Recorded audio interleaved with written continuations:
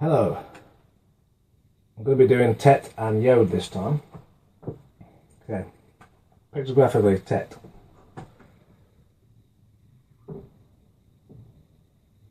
Basically that. In paleo it was pretty much the same thing.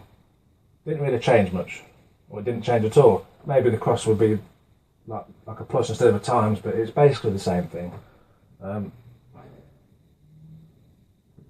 Sometimes it was found like that.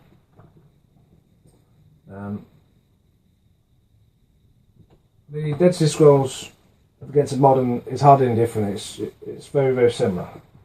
Okay. Modern version is more like roughly that. It's again these two. There's not much difference. It's basically the same, but this got neatened up. Okay. Grammatically, it's number 9. Okay. The means for tet, as far as I've concluded, are this. You get basket, mud, or clay. Combine that and that together, you get a jar. Makes perfect sense to me. It means to contain. It means to like coil around, if you like. Yeah. Or surround.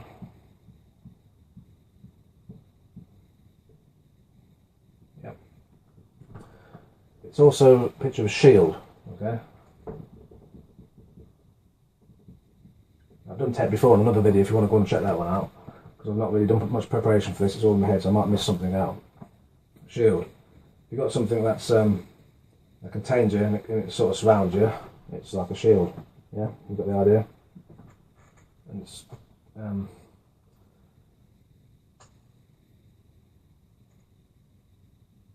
I tend to think it's possibly could mean a city. The reason being, I watched the video once and thought we were talking rubbish, but if you look at it, it kind of makes sense. A lot of ancient site pictures were like a cross with a circle to mean city, it'd be like a target. But at the same time, you kind of have Paleo-Hebrew Dalit. You kind of have Paleo-Hebrew Dalit, so you've got triangles. Right, then you've got your crossroads. Okay, then you've got your city walls. Right, the Dalit might be there already. Then you've got your city walls that surrounds it and protects it and keeps stuff inside and outside. The city's usually made out of bricks and clay and rock, so you've got your mud clay kind of idea going on. Basket and contained, it keeps it all inside.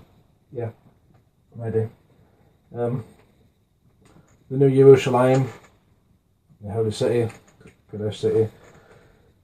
It says it has 12 gates, has 4, not necessarily 4 sides, I'm not sure, but it says the same length is the same as a width as a height. So most people say it means a Borg cube.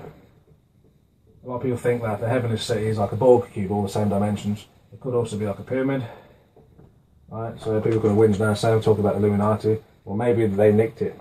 You know, just a thought, I don't know. Or maybe it could be like a normal city, where the diameters are the same and the tallest building is the same. I don't know, I'm just speculating. I think it could be in a city. It sort of fits in sometimes. There's some more meanings.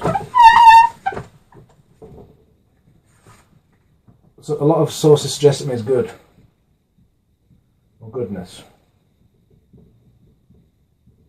With a basket, the idea of a full basket, meaning like, you know, you've got plenty of abundance, so it's good. Some sources also suggest it means has something to do with the opposition of clean versus unclean, and that's basically a snake as well.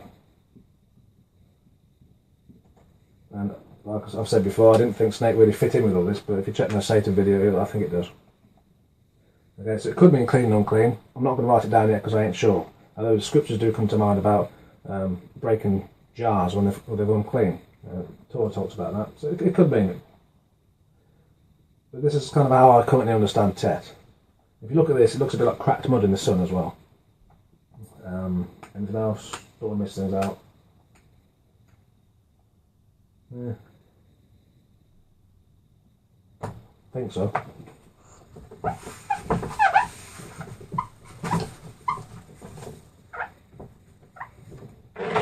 Okay, onto yod, or yad. depending on what you prefer. Pictographically, it's this, literally that. Okay.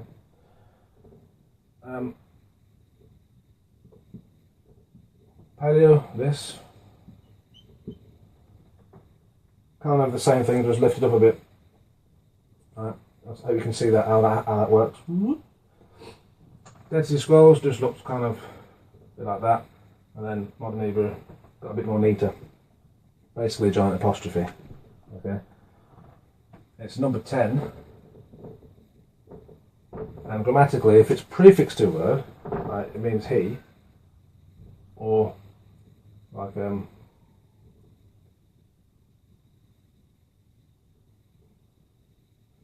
he will, because of the imperfect tense of the being at the front, usually. If it's at the end of the word, it normally means my or I.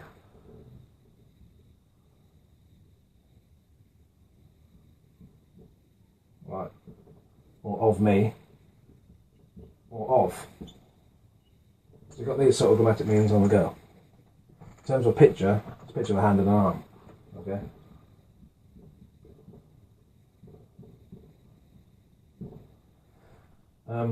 There's ideas of work and deeds.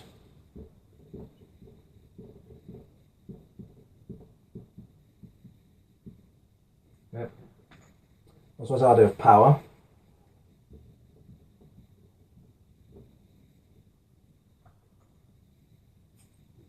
I also interpret it as meaning give quite often. You know, it's pretty, you can see it quite easily. And I've recently been understanding it to possibly mean take as well.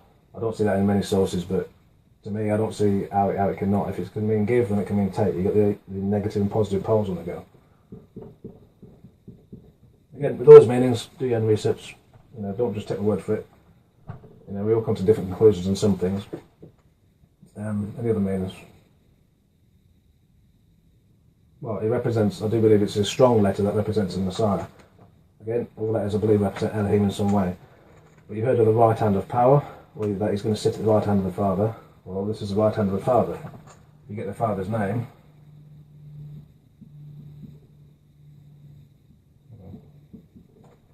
Yahweh is at the right hand. Okay. Again, don't get upset because I'm rubbing the name out, because I'm not really. I can just write it up again. Okay, I don't follow those traditions. So it points towards that in that sense. I'm trying to think because my mind's gone blank.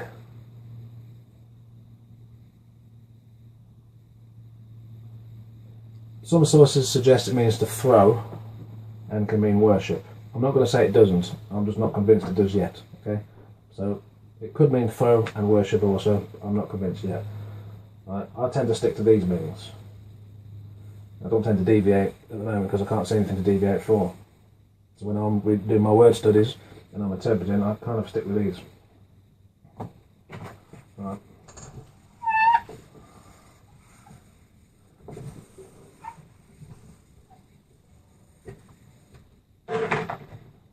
Okay, I don't really have much to say about that. That was quite quick, I know. Yes, just thought of something else. Sometimes the scripture talks about human beings being synonymous with trees. Okay, now an arm of something is also a branch, technically. Right. So if you draw a tree, you've got the stem, you've got this arm coming off it. Okay, put another arm on it. Use a pictographic one. Put it backwards.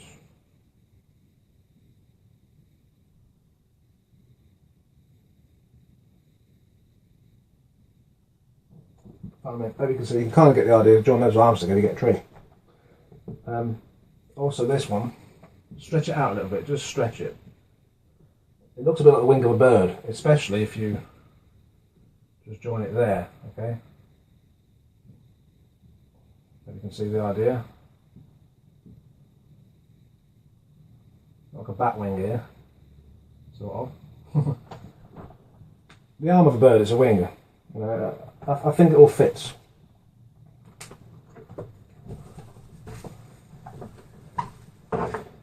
the modern version, that's lock apostrophe, is a bit like a fist. So they do say, you know, this version, they say this is a closed fist, and they say the calf is like an open hand. I'll get to that later. But yeah, in pictographic and paleo, you've got this working thing on the go, bigger type thing, and then you've got like a closed one, which is basically this piece for modern. I think about a closed video, I can't think of anything else. Hopefully that'll help. Plug some of those meanings into your studies, see if you think it works, see if you see anything in it. Alright, cheers. That's it.